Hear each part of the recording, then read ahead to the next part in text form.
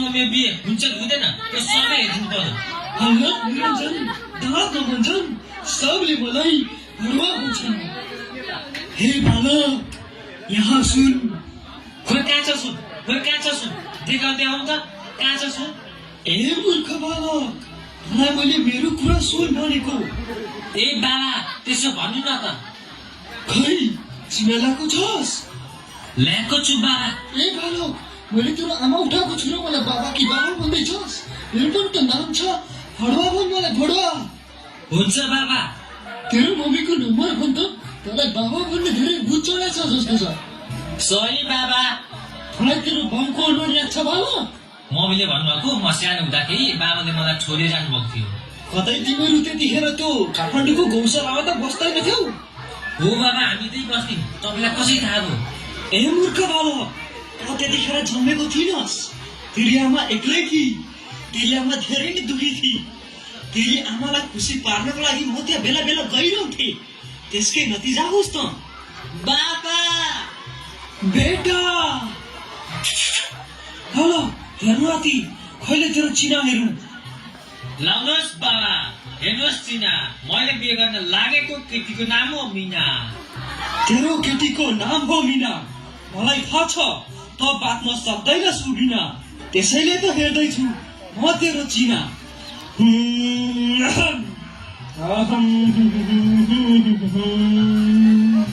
बालक तेरो चिना हेरे मैले।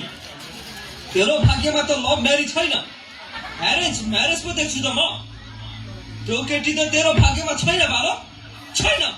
यो के भन्नुहुँदैछ बाबा तपाईँ? तैँले नेपाली बोलेको बुझिनस्? यो कुरा साँचो छ। बाबा प्लिज मलाई त्यो केटीको खाँचो छ। त्यसो भए अब यसो गर। के बाबा के गर्ने अब? अब तैँले लभ म्यारेजलाई एरेन्ज म्यारेजमा कन्भर्ट गरिस् भने चाहिँ केही हुन सक्छ है बालक।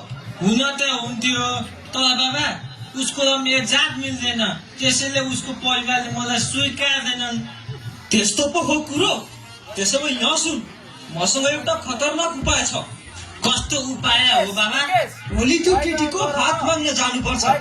मैले तपाईँलाई भने त बाबा उसको र मेरो जात मिल्दैन भनेर। तैँले मेरो कुरा बुझिनस् बालक। मैले भनेको केटीको हात माग्न जाँदा त होइन, म चाहिँ जान्छु। त चाहिँ मेरो नोकर भएर जानु। यो के भन्दै हुनुहुन्छ बाबा तपाईँ? त चिन्ता नगर बालक, म उसलाई बिहे गरेर ल्याउँछु अनि तेरो जिम्मा लगाइदिन्छु। उसँग स्वागत त मनाउनु नि। तैँले बाँकीको फल भेटिस् भने छोड्छस्? छोड्दिन बाबा। एकछिनको लागि त मेरो भक्त होस्। तैँले मलाई तेरो फलफुल चढाइस्, पछि तैँले त्यही चढाएको फलफुल प्रसादको नाममा लिएर जान्छस्। हुन्छ बाबा, त्यसो भए त्यही गरौँ। म भोलि बिहान आउँछु। ल ल बालक राम्रोसँग जा। श्रीमन नारायण नारायण नारायण श्रीमन नारायण नारायण नारायण। भोलिपल्ट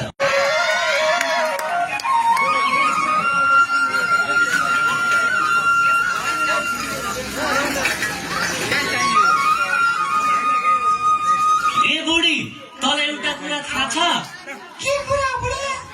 आज हामी छोरीलाई हेर्न केटाहरू आउँदैछन् नि।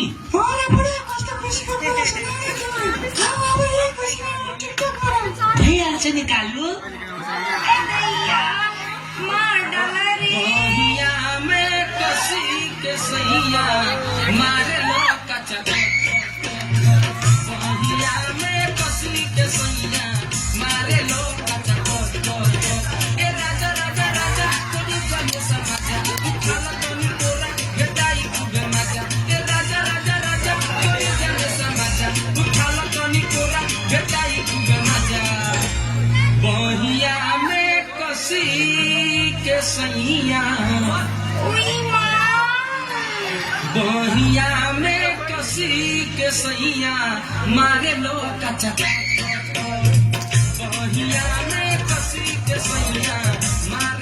कच्चा।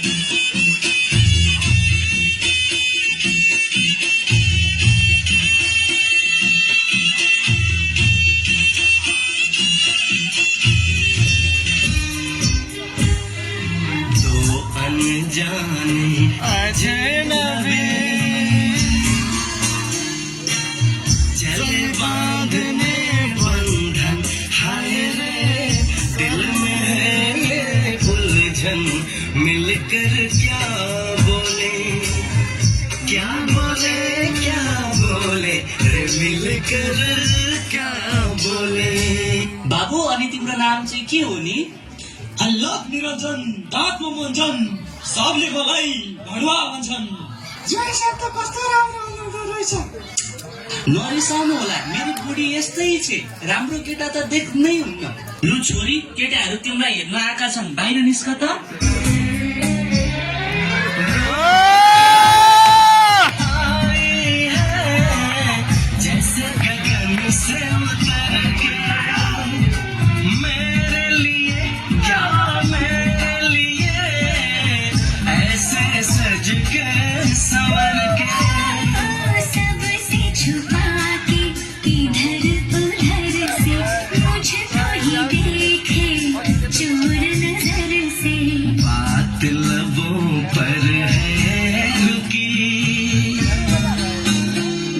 जाऊ छोरी, हुनेवाला जोइसँग बस त, कस्तो देखिँदो रहेछौ हेरौँ।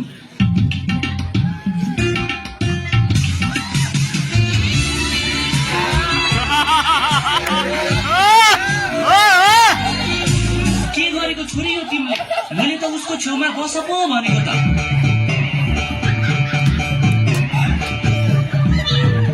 कस्तो अगाडि रहेछ, मुढा तानेर बस्न।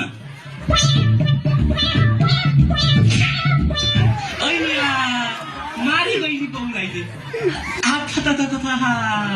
ढाड पनि भाँचिन लागे जस्तो भयो।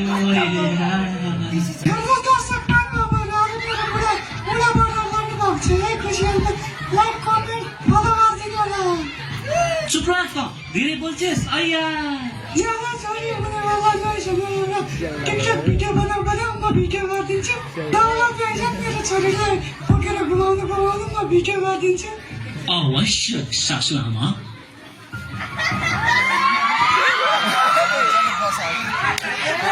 Bluetooth device is connected successfully.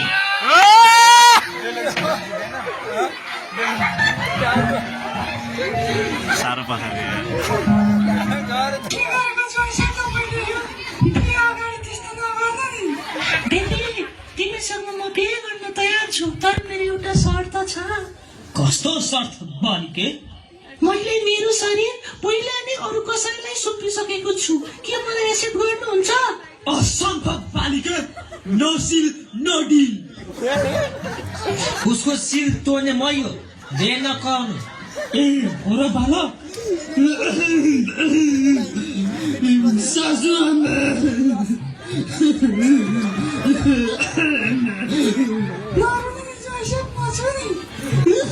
तपाईँ एक्सिडेन्ट भइसकेको मलाई के यो नेपालमा मान्छे पनि चल्छ। अस्ति त पुलिसले आन्दोलनमा एक्सिडेन्ट भएको असिग्नेस प्रयोग गर्यो। जन्मले मान्छे काम लागिहाल्छ नि तपाईँलाई। म यो बिहे गर्न तयार छु, तर मलाई दाइजोमा 10 करोड रुपियाँ, 10 कट्ठा जग्गा र एउटा कार चाहिन्छ। जोइन साहब, अहिलेको जमानामा कार चाहिँ होइन, खकार चाहिँ पाइन्छ, दिउँ। ससुराबा जोइन साहब, खा मेरो लात। अय्या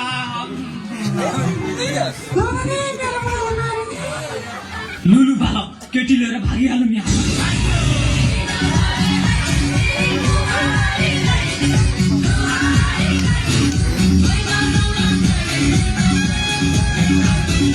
छोरी लिएर भागे, समाज पनि। अरे मलाई होइन, तिनीहरूलाई समाज भनेको।